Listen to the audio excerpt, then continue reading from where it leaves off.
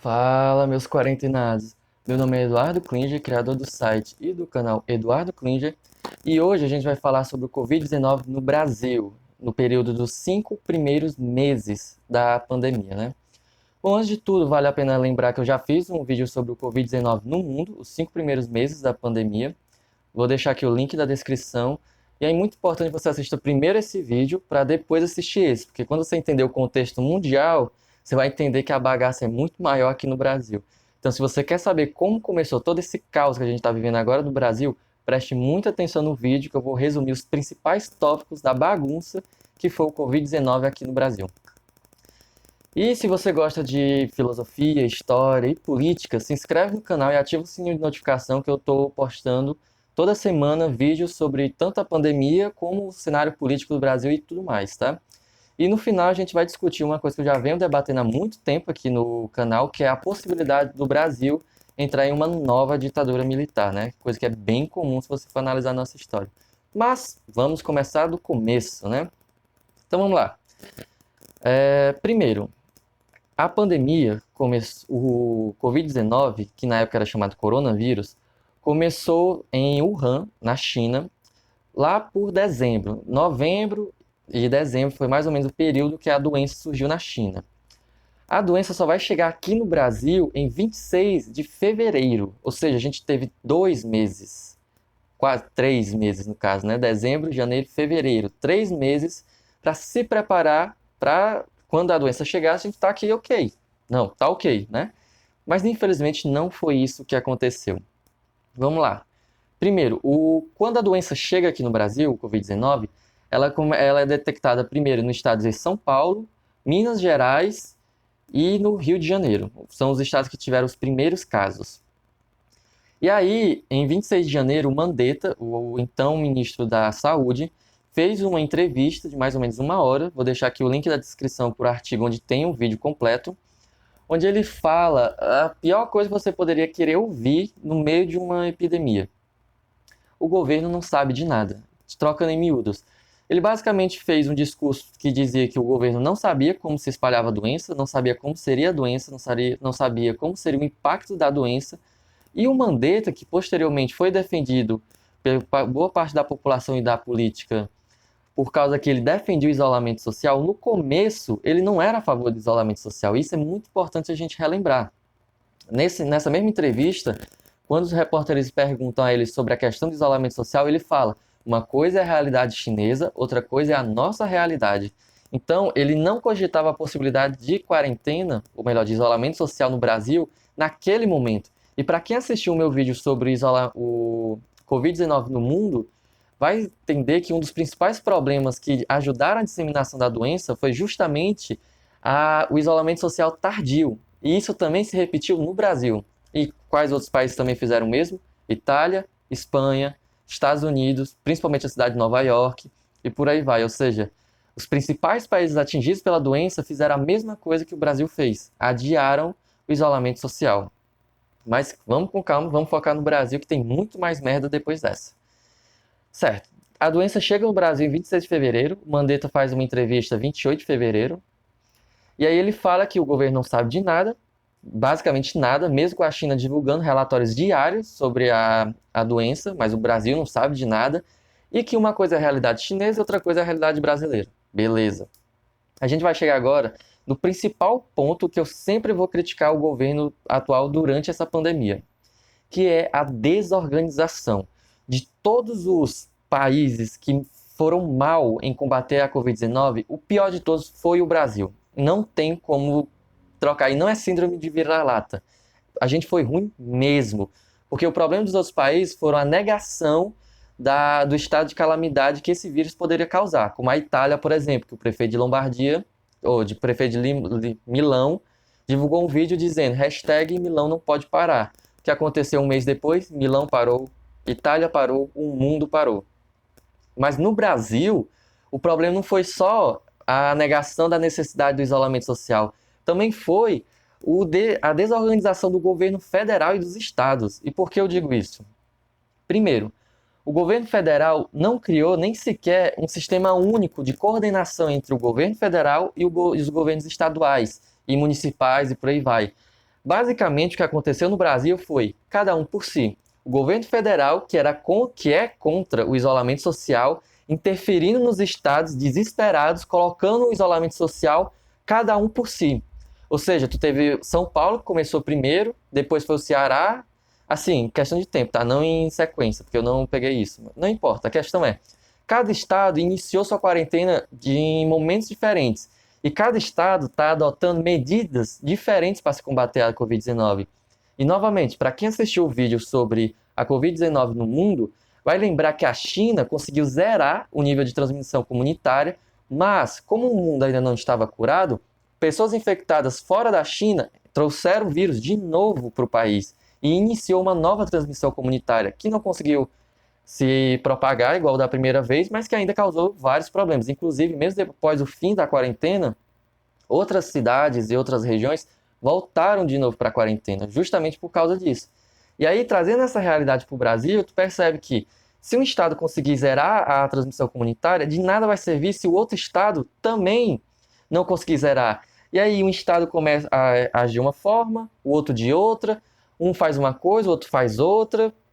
Aqui, por exemplo, no Ceará, o governo do estado, do meu estado do Ceará, tinha fechado os aeroportos, principalmente os internacionais. O presidente, né, o então presidente, o Jair Bolsonaro, fez o desfavor de quebrar essa lei e reabrir os aeroportos. A gente também tinha fechado as fronteiras terrestres, ou seja, ninguém entra e ninguém sai do estado do Ceará.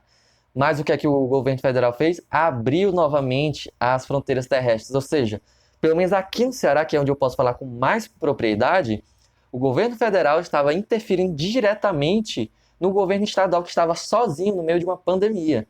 E essa crise e essa crítica ao governo não é única do Ceará. Diversos outros estados, principalmente o de São Paulo, relatam esse problema de tentar conter a doença ao mesmo tempo que tem que lidar com o governo interferindo no combate à doença. Ou seja, mais desorganização no meio da pandemia. Cada estado era por si, como já falei, cada um faz uma coisa, e a interferência do Bolsonaro atrapalhando demais tudo o que estava acontecendo. Até o Moro chegou a avisar para o Bolsonaro, por forma de documento também, que ele não deveria interferir em nada no combate dos estados à Covid-19, porque se ele fizesse isso, seus projetos de lei seriam barrados. Beleza. Adiantou? Não adiantou. A situação só foi de mal a pior. Beleza, o Mandettinha, que foi uma figura-chave durante a pandemia, era o único do governo federal que estava tentando conciliar junto com os estados uma maneira efetiva de combater a Covid-19. Mas aí ficou aquela putaria. Fica Mandetta, sai Mandetta. Fica Mandetta, sai Mandetta. Fica Mandetta, sai Mandetta. Fica Mandetta, mas no final sai Mandetta. Mandetta saiu por causa do Bolsonaro. A equipe dele também saiu junto com ele. Pelo menos era o que eles tinham dito. Tinham pedido para sair antes. Mas o Mandetta disse, não, a gente entrou junto, a gente sai junto. Foi o que aconteceu, saíram juntos. E aí, além dessa interferência, né, que tiraram o Mandettinha e colocaram o Nelson Taixe, que eu já coloquei um vídeo aqui no canal falando sobre ele. O Nelson Taixe é um zumbi no Ministério da Saúde, no meio de uma pandemia, nada com que se preocupar, beleza. É um empresário com diploma de médico que também é pró-Bolsonaro no sentido de combater o isolamento social, ou seja, só vai ajudar a doença a se espalhar. E aí, também rolou outra interferência do Bolsonaro, foi em demitir o cara da Polícia Federal. O Moro disse que ele não fizesse isso, o governo tentou conciliar, né, essa treta dos dois, que a gente está no meio de uma pandemia, tudo que a gente não quer agora é justamente uma crise política, mas, como todo castigo para pobre é pouco, o Bolsonaro demitiu o cara, emitiu um documento fraudulento com a assinatura do Moro, dizendo que o cara tinha pedido para sair, sendo que ele não pediu e o Moro não assinou. Rolou treta, Moro saiu, tacou pau no Bolsonaro, e agora o Bolsonaro tá aí todo queimado, o Moro se safando como herói, e o Brasil a Deus dará. Beleza, até aqui deu para entender o resumão do resumão, o quanto o governo federal interferiu negativamente nos estados e nos outros órgãos de política para combater o Covid-19. Ou seja, até aí você já percebe o quão preocupante é a nossa situação, né? Mas, tem como piorar? Sempre tem como piorar, né? A gente tá no Brasil. O que aconteceu também? A gente tem manifestações para acabar o isolamento social, que a polícia prendeu, desarticulou, tentou combater, tanto à base de informação como na base da lei também, mas não está dando muito certo. Bolsonaro também não ajuda, está no meio dessas manifestações, incentiva essas manifestações, sai para dar um passeio por aí, abraçando as pessoas, apertando as mãos, espalhando o vírus por aí. Beleza, só fazendo merda, né? Mas tem como piorar? É claro que tem como piorar, né? Além dessa questão do Bolsonaro ajudando a incentivar essas manifestações, a gente ainda teve também manifestações pró-golpe. E para você, se você acompanhar o canal há muito tempo, vai perceber que eu já tenho falado da evidente constatação de que o Brasil vai entrar numa nova ditadura militar. E eu tinha gravado um vídeo falando que a Covid-19 tinha salvo o Brasil de uma ditadura militar. Mas agora eu já não tenho mais tanta certeza. Eu acho que ela salvou no sentido de adiar, mas não de evitar. Infelizmente não tem jeito. O PDT já abriu um processo de impeachment contra o Bolsonaro, mas lógico, o momento é conter a Covid-19, mas a questão é que o Bolsonaro não está ajudando, então é bem provável que esse processo de impeachment siga adiante. Só que, eis a grande questão, como eu estava até discutindo com um amigo meu ontem. Tu tem um processo de impeachment no meio de uma pandemia. Isso é horrível. Isso é terrível. Todo o governo deveria estar unido contra a pandemia do Covid-19, mas não é o que está acontecendo. E aí tu tem o Bolsonaro tirando dos cargos civis os civis e colocando nos cargos civis os militares. Se você analisar bem o governo do Bolsonaro, a maioria dos cargos civis são assumidos por militares. Para começar, o vice-presidente dele é um militar. Já começa por aí. Então, tudo isso já mostra o quanto o exército, ou melhor, as forças armadas, estão envolvidas diretamente na política civil do nosso país. Militares estão no governo civil. Isso é perigosíssimo, principalmente quando você tem um presidente que é pró-ditadura e um bando de retardado falando para dar logo um golpe novamente no Brasil. Ou seja, é para se preocupar pra caralho. A situação não é brincadeira. E aí fica essa questão. O impeachment do Bolsonaro vai ser a grande chave para esse golpe. Por quê? O Bolsonaro vai sofrer esse processo de impeachment, beleza. Se ele vai sair ou não, não sabemos. A questão é, o impeachment vai ser feito para a chapa. Então, teoricamente, se o Bolsonaro for impeachmentado, o Mourão também sai. Mas, isso é um papel. A Constituição é um papel. Você pode arrancar e limpar a bunda. Não tem problema, é um papel. É só isso. Se a maioria dos cargos civis são ocupados por militares, e se a maioria dos militares apoia o governo Bolsonaro, ou talvez não o Bolsonaro, mas pelo menos o Mourão, se o Bolsonaro for impeachmentado e os militares quiserem, eles colocam um tanque de guerra em frente ao Congresso Nacional e manda. Acabou a palhaçada, quem manda agora somos nós. Pronto, porque a Constituição é só um papel. E a maioria dos governantes são militares. Então quem está dentro, quem deveria supostamente defender a nossa democracia civil, é militar. Então se os militares derem um golpe, a galera que deveria defender a gente vai se juntar com os militares. E aí, ó, a gente se fudeu. Outra questão também que vale a pena ressaltar: Bolsonaro está queimado. Bolsonaro está queimado com seus seguidores, está queimado com a população, está queimado com os militares, está queimado com geral. Quem é a segunda opção? Mourão.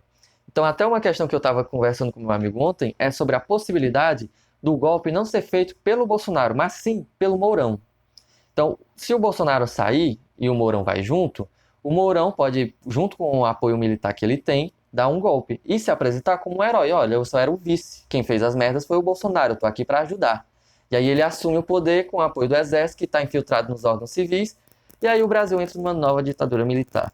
Então a gente está, assim, diante da possibilidade de um golpe muito, mas muito provável.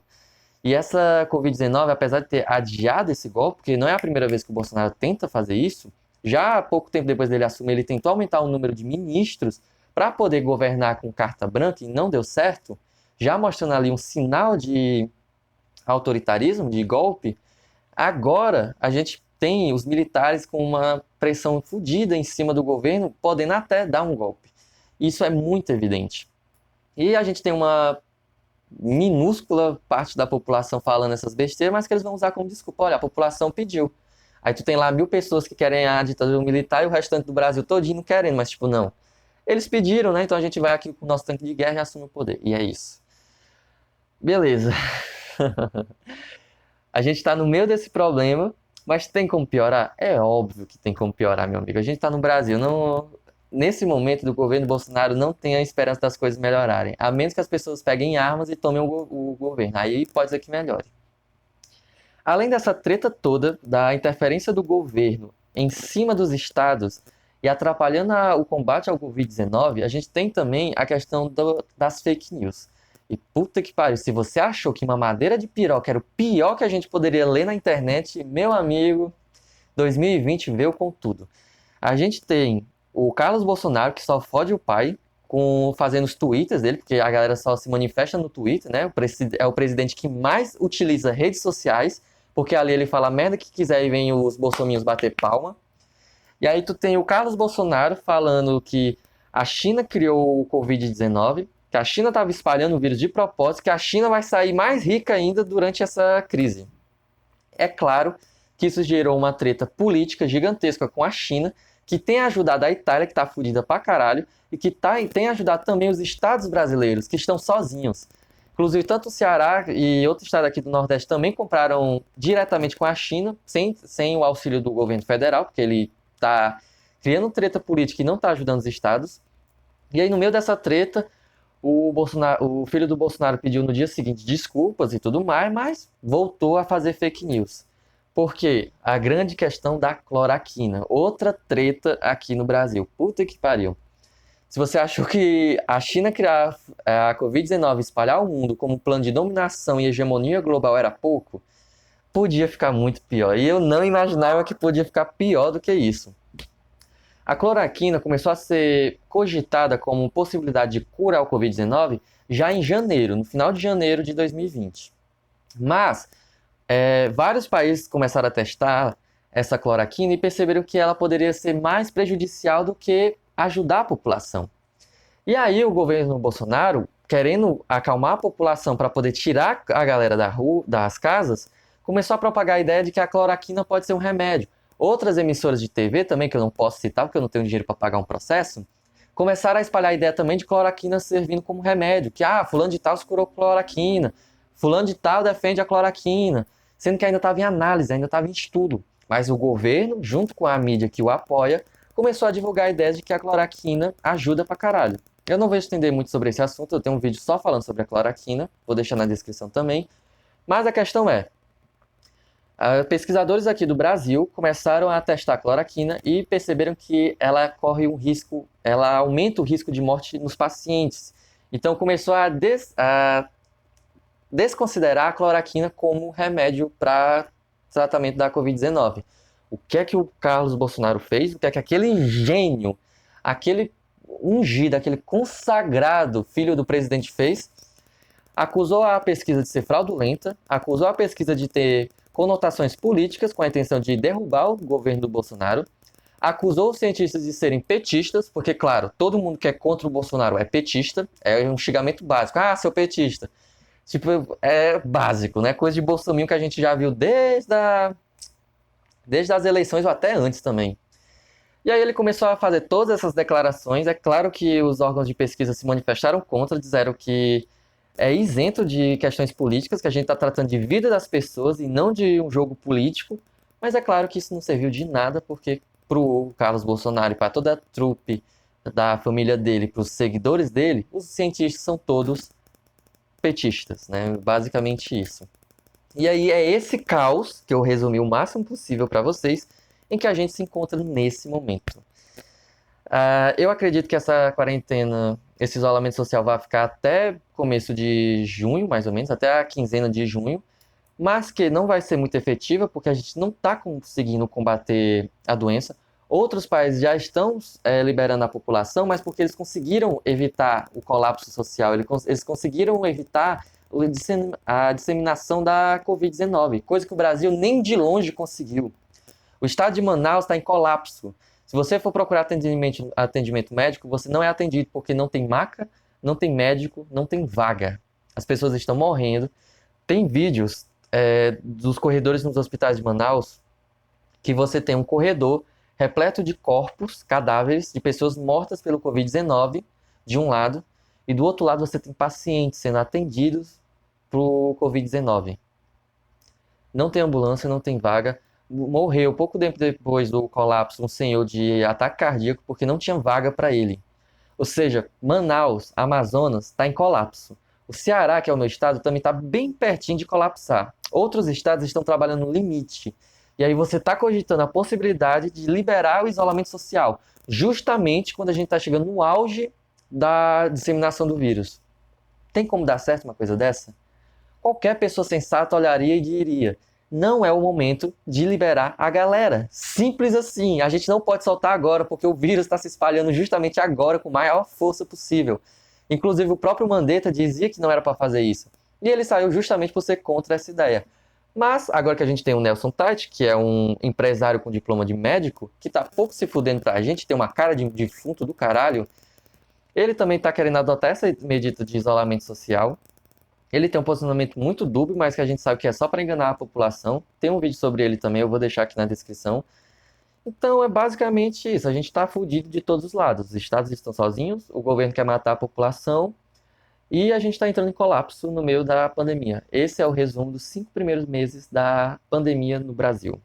Então é bem preocupante, a gente tem que realmente ficar em casa. Quem acredita em Deus pode começar a rezar mesmo, porque a situação tá perigosa. Muito, muito perigosa. Então é isso, espero que tenham gostado. E até a próxima, quando eu vou falar sobre a deusa da economia e o Brasil. Vai ser um vídeo muito interessante, então se inscreve no canal, ativa o sininho de notificação para você saber desse vídeo e ir lá assistir também, tá? Então até a próxima e fiquem em casa, de verdade.